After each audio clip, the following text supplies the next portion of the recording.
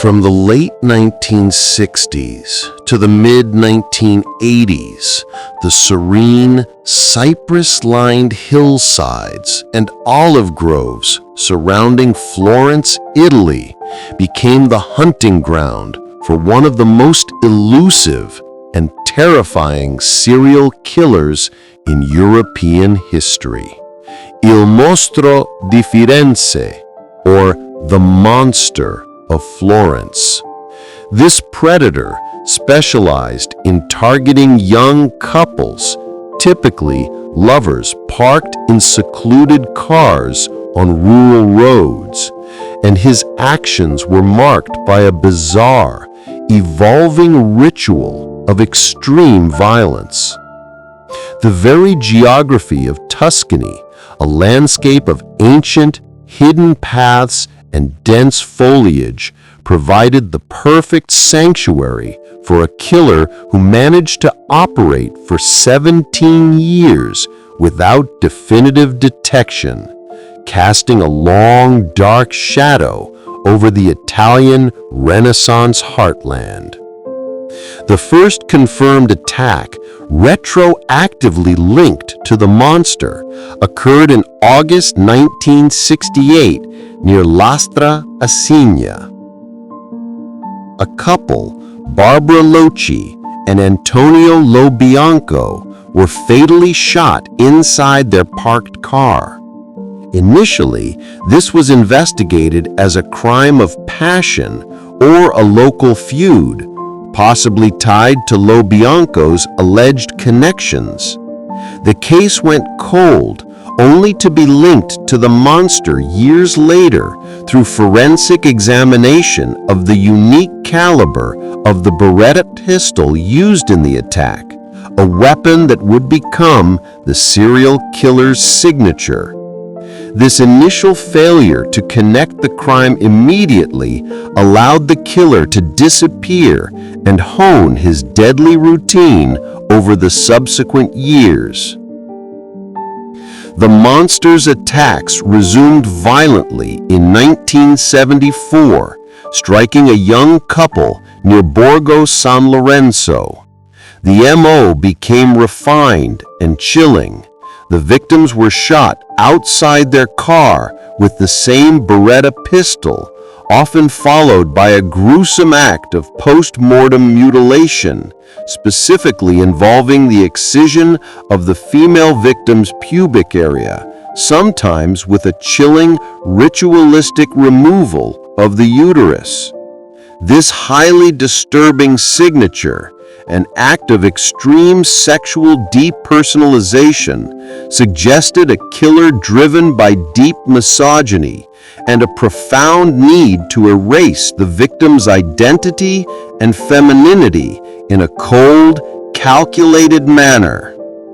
The pattern of the attacks was sporadic but relentless, occurring almost exclusively during the summer and early autumn when couples sought the cool, private darkness of the countryside. This timing suggested a killer who was integrated into the local community, perhaps a farmer, a manual laborer, or someone with a seasonal schedule that allowed for periods of intense criminal activity. The remote locations chosen for the attacks underscored the killer's intimate knowledge of the hidden, obscure dirt roads and isolated groves of the Tuscan landscape, making stakeouts and immediate police response virtually impossible. The investigation, spanning over 3 decades and multiple generations of police, became legendary for its sheer size and catastrophic errors. The sheer volume of suspects, over 100,000 men were questioned, and the frequent high-profile arrests that ultimately proved false led to intense public criticism and institutional paralysis. The various police forces and prosecuting magistrates involved in the case often competed rather than collaborated, frequently pursuing contradictory theories that ranged from a lone sexual sadist to a satanic cult operating in the hills. One of the most destructive tangents was the focus on the Sardinian connection and a man named Francesco Vinci, who had a connection to the first 1968 victim. Vinci was arrested and imprisoned, only to be released after the monster committed another murder while Vinci was incarcerated, unequivocally proving the police had the wrong man. This error not only allowed the true killer to remain free, but severely damaged the credibility of the Italian investigative process, fueling conspiracy theories about police incompetence or deliberate misdirection. The investigation gained significant traction in the 1980s, with the focus shifting to a group of men known as the Pacciani Circle. This included Mario Vanni and Giancarlo Lacchi, who were convicted as accomplices to the monster. The primary suspect was Pietro Pacciani, a local farmer with a history of sexual violence and eccentric behavior. Pacciani's farm was located near several crime scenes, and his aggressive demeanor and possession of items possibly linked to the victims made him a compelling, though controversial, target. The prosecution successfully built a case against Pacciani and his associates based largely on circumstantial evidence, highly questionable witness testimony, and the theory that the monster was not one man, but a collaborative group of local men who were covering for each other. Pacciani was convicted, but later acquitted on appeal, only for the Supreme Court to nullify the acquittal. Pacciani died before his final appeal, leaving his guilt forever shrouded in legal ambiguity, further cementing the case's unsolvability. The most bizarre, exclusive detail of the case involves the killer's post-mortem ritual. The female victims were mutilated specifically with a small, sharp blade, an act that forensics determined was not an expression of rage, but a chilling, surgical process of removal.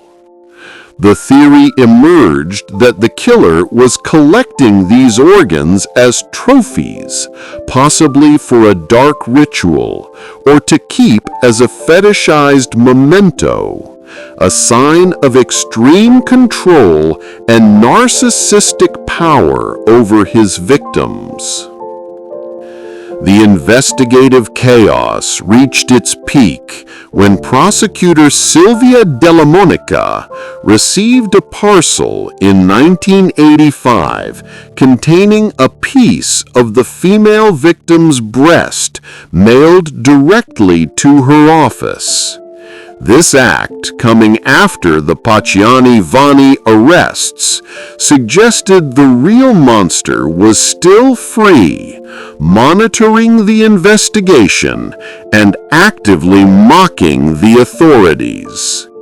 The mailing of the trophy was a definitive psychological move, proving the police had failed to catch the true perpetrator, and was a final, chilling act before the attacks stopped completely.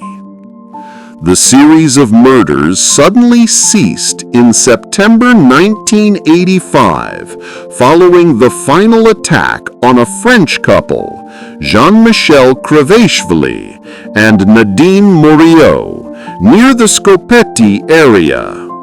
The cessation of the killings, much like the Zodiac or the Axeman, led to the immediate theory that the monster had either died, moved, or was finally imprisoned for an unrelated crime.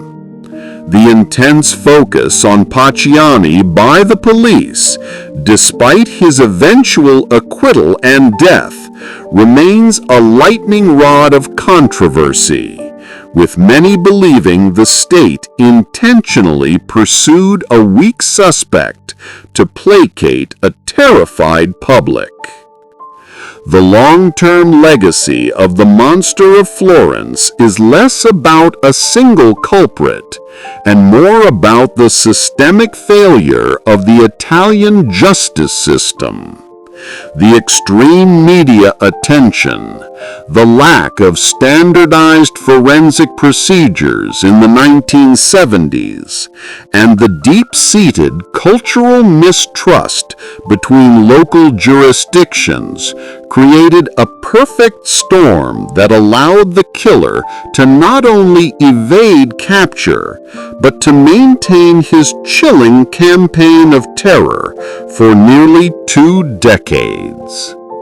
The case continues to be investigated, with a shift toward focusing on the unique ballistics of the Beretta .22 caliber pistol used in all the attacks.